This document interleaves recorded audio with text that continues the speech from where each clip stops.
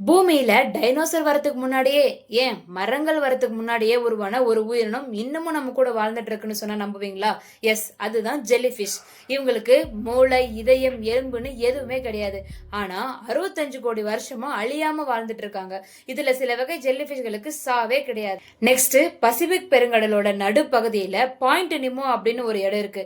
இந்த இடத்துல இருந்து நீங்க எந்த பக்கம் போனாலும் மனுஷ நடமாட்டமே இருக்காது. இதனாலேயே உலக நாடுகள் எல்லாம் தங்களோட சேட்டலைட் மற்றும் ஸ்பேஸ் ஸ்டேஷனோட ஆயுள் முடிஞ்சதும் அதை இந்த இடத்துல தான் வீழ வைப்பாங்க. இதை விண்வெளி கப்பல்களின் கல்லறைன்னே சொல்றாங்க. உலகத்திலேயே ரொம்ப வறண்ட இடம் எதுன்னு கேட்டா சஹாரா பாலைவனம்னு சொல்வோம். ஆனா அது தப்பு.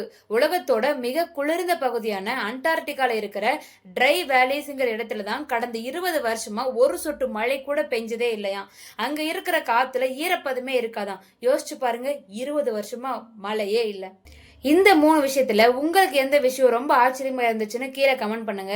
இதே மாதிரி பல ரகசியங்களை எக்ஸ்ப்ளோர் பண்ண நம்ம தீப்தி எக்ஸ்ப்ளோரர் சேனலுக்கு சப்ஸ்கிரைப் பண்ணி ஃபாலோ பண்ணிடுங்க. தேங்க்யூ.